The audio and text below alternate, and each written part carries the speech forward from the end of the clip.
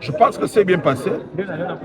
Je me réserve de mettre les impressions, les avis et qui peuvent peut-être décourager les gens. Mais personnellement, je commence d'abord par vous dire que tout ce qui a été préparé avec Dieu, c'est quelque chose qui commence et qui finit.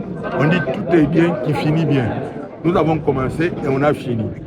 Malgré, c'est-à-dire le dérangement qui s'est passé lors de la procession avec les évêques et avec d'autres personnes, mais je considère pour moi que c'est une cérémonie à la hauteur de ce qu'on avait préparé.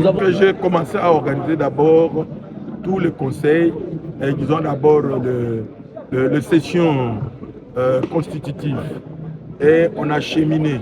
J'ai dirigé la commission préparatoire, hein, et j'ai dirigé l'organisation de la préparation. Alors tout était fait d'une manière à ce que nous puissions réussir.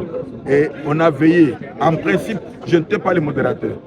Hein? Je n'étais pas le modérateur, je devais être à l'honneur et je ne pouvais me tenir debout que quand l'archevêque m'a appelé pour dire j'appelle maintenant le président du Conseil des sages.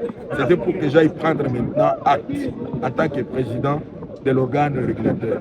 Mais il s'est fait que pendant qu'on était en train d'avancer, il y a eu quelques petites dispositions protocolaires, relations publiques qui faisaient que nous ne puissions pas avoir la cérémonie telle que nous l'avons eue.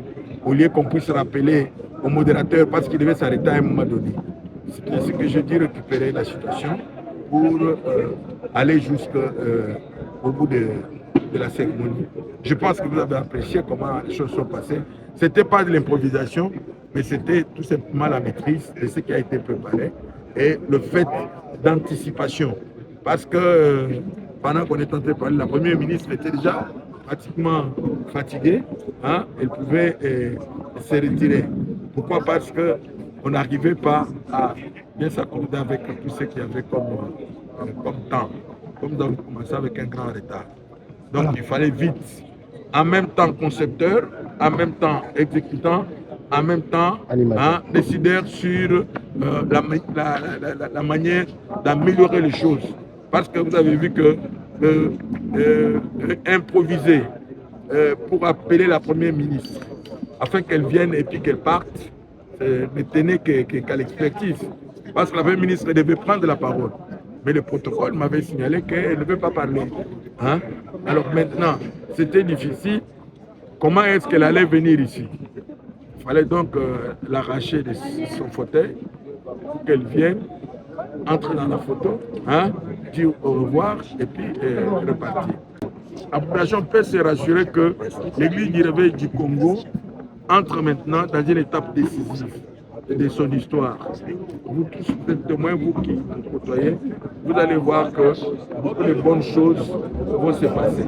Il y a vraiment de grandes perspectives et de grands projets qui doivent s'accomplir.